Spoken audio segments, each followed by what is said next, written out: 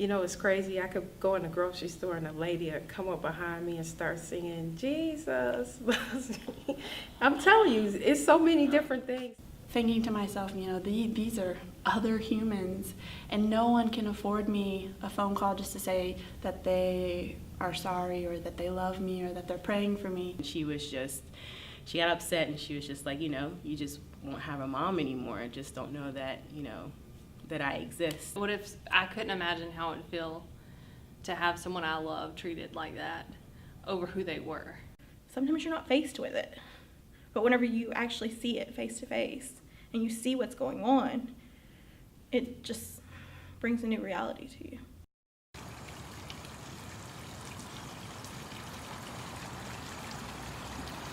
When we first got the assignment, we had to, the class was about popular culture and the media. And so during the class, we looked at the way that popular culture directly affected how things were advertised. It was really what were we gonna do? Because at the time we had the option to kind of pick whatever we wanted. We wanted something challenging, we wanted something that would show our efforts in it. And then it eventually became Boys Don't Cry. And this is difficult. This is a very difficult subject matter. It's a very difficult movie to analyze. And I said, you got to dig a little deeper, because when you choose something like this, what you have assumed is a responsibility to teach somebody something, to make them leave your presentation knowing more than they did when they came in and feeling just a little bit different or a lot different about what they think about it. You know, hearing the girls, especially Dolores, I think she had watched it all the way through, and she was saying how, you know, gruesome some parts of the movie could be, and gave us a little bit background. Tina Brandon. She called herself Brandon. She identified herself as Brandon. She dressed as Brandon. And so Brandon wanted to be himself, but he couldn't because of the hate culture that exists in certain sects of society. He was unable to live as he wanted to openly.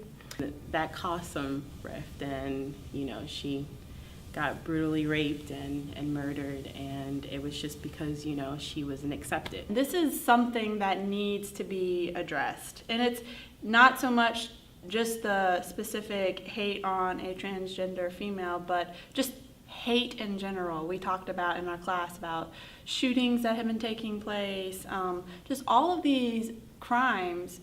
For what purpose? And this movie kind of just brought all of that into a conclusion of, we need to talk about this. There's so much hate, and why is the hate there? You know, I've never been discriminated against or, you know, dealt with, you know, being different, I guess, for the most part. Or Why do you think that is? because I'm white. You know, that's what it is. I'm white, and I'm not, you know, I'm straight. So I never felt, you know, never faced that stuff. I can relate to the insecurities of being who I am, because I don't fit in to the idea of a normal society. Walking into a restaurant, a store, or my job, sometimes people stare at me, they point, they whisper. My Muslim friends, they have been assaulted, threatened, demeaned because of fear and hatred. It is hard to believe that this type of fear exists until you feel it for yourself, but it is real. When I go places with security checkpoints, I'm always taken to the side and searched. And can you imagine how embarrassing that is? Some of my coworkers were talking about traveling, and they talked about, you know, the one or two times that they had to get checked. And I'm thinking to myself, can you imagine it being every time? When I first took my Shahada, that means when I first accepted Islam, I chose not to wear a hijab. I was scared I would be targeted, worried about how people at my job would see me, how my family would accept me.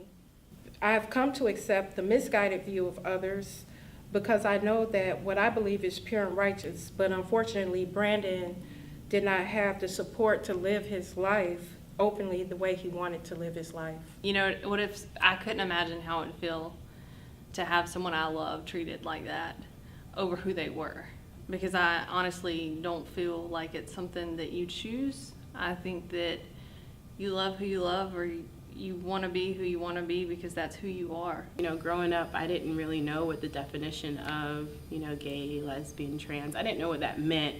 You would hear kids, you know, whisper and snicker about, oh, so-and-so is gay, or so-and-so likes girls, you know, female likes girls.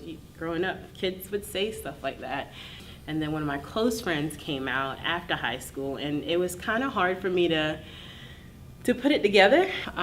You know, knowing a person, and I always thought I knew who she was, but that doesn't mean her being a lesbian makes her any different. It was just hard for me to understand, and it was even harder for my mom to get it. And I can remember asking her, you know, what if I came out as a lesbian, or my sister came out as a lesbian, and she got upset, and she was just like, you know, you just won't have a mom anymore. Just don't know that, you know, that I exist, basically disowning us. And it's sad because that's the reality a lot of people in the community face. Like, I was in my mother's womb and my father was preaching, so ministry was my world. I got married when I was 18 years old to a pastor. I moved 566 miles away to this wonderful state of South Carolina, where I was a pastor's wife at a local church with my husband. So, you know, church is kind of a big deal. But 5 years after I was married, I left my husband, which is a big deal in the church world. You do not divorce, especially if you're a pastor's wife. In that whole journey of being alone and being isolated, because when you leave, I found out really quick that everybody instantly hates you and you're the fault. So I had to move to another town and rebuild my life. Through that whole process, you know, you're constantly judged, criticized. People talk about you, the things that people say, and just the lack of mercy and compassion. It really struck me. I hear people all the time talking about how they've been mistreated and wronged. And, you know, maybe I haven't been wronged in their way, but I could really relate to being completely alone and thinking to myself, you know, these are other humans, and no one can afford me a phone call just to say that they are sorry, or that they love me, or that they're praying for me. You know, I just felt very abandoned by the people that I had depended on, and that just the whole organization failed me. And I mean, it's not right. It's not fair. And, you know, that's why, like this movie, it makes you realize you will never, I don't think anybody ever understands really what somebody goes through until you really live a day in their life or see a movie like this that, you know, has a great impact on you.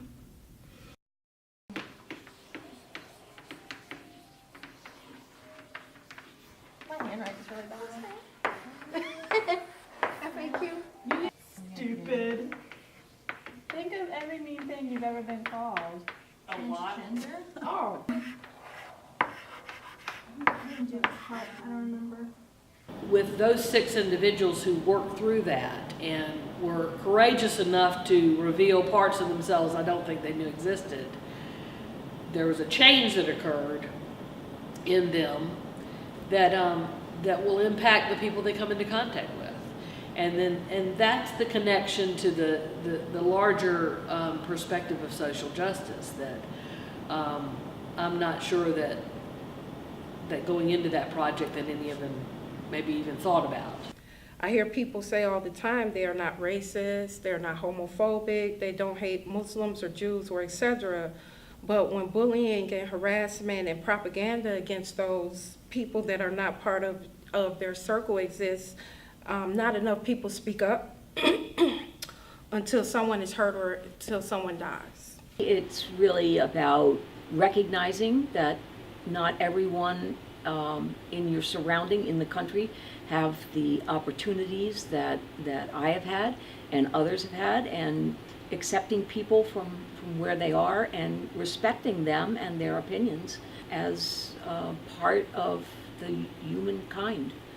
I guess my definition of social justice would be making things right that are wrong at the moment. You see a lot of social justice issues, but you really don't start looking at them until you get into an area where there are issues. It's really big because, like I said, everybody lives differently, and I just feel like my race, my sex, my religion shouldn't define how I'm treated from the next person. I think it's very important for people to be treated, the same, deserve the same rights, Equality, fairness, justice, kindness. It's what everybody is fighting for, probably. It's the same. Just be mindful that everybody doesn't think and talk and walk and sit and everything else like you do. Understand that human beings were exposed to a particular set of experiences, and that's what shaped them.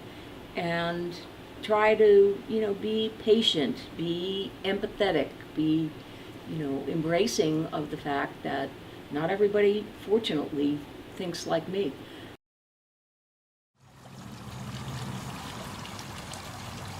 When I first came here, I really wasn't as big on advocacy or social justice as I am now.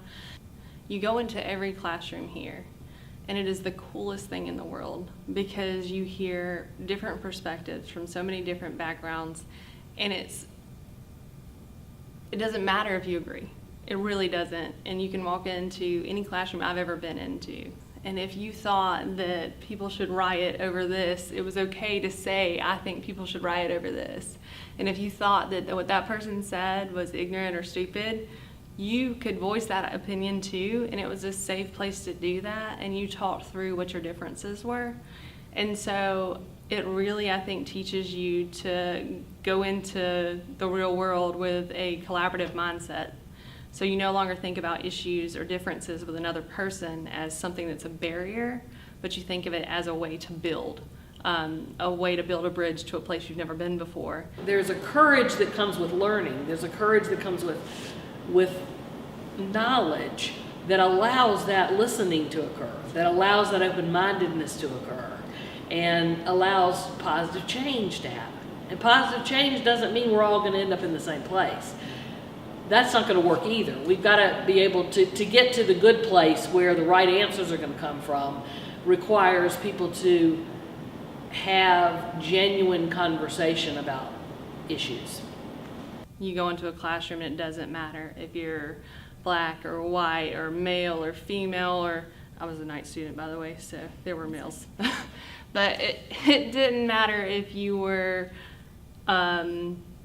Muslim or Christian or atheist. It doesn't matter. Your perspective mattered. Like where you came from and what you have to bring to the table is another plus. There's never a minus. It's never, oh, this person is coming to the table and they're going to think this way. It is great. We have another person with a different perspective, and that is amazing. And I think that that's probably the biggest lesson that I could have ever learned. Each teacher gives you so much just constant supply of information, and it's real world things. They don't sugarcoat it. They aren't concerned about stepping on toes at all. I mean, they throw it out there and like, hey, this is what's up. Question it. Let's talk religion. Let's talk about radicals. Let's just go down that. And it's uncomfortable sometimes, but it's good. It's really good. Sometimes you have to take yourself and put yourself in a position where you're gonna, it's just like Columbia College. Columbia College has introduced me to a lot of people that I would have never, seen in my day-to-day life, probably. Never had to deal with. And I've learned so much about different people that, it's opened me up to more things and made me understand things a little bit better. You may not fully understand, but that's okay. It's okay not to. I think you can still love with lack of understanding. I just think, humans, we deserve the same respect, no matter who you are. always know that even somebody's always watching you. Even if you don't know, somebody's always watching you. And, you know, just one person seeing you do something good, that might encourage that one person. And it could become contagious.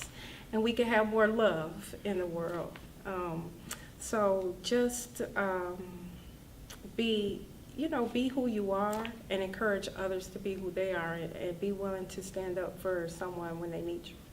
I really hope that people will take away the importance of kindness and the importance of understanding that we're all human, we're all different.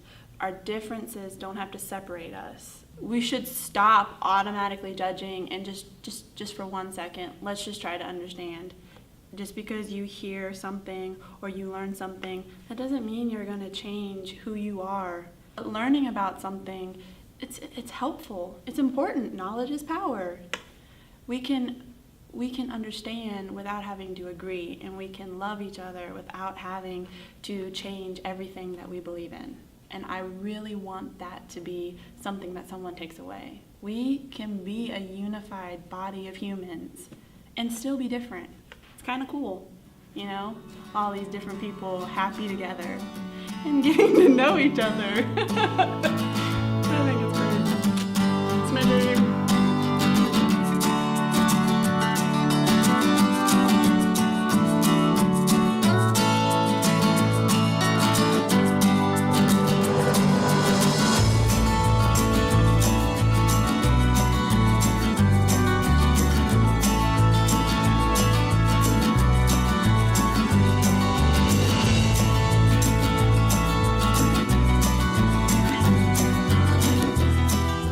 I am human. I am human. I am human. I am human. I am human.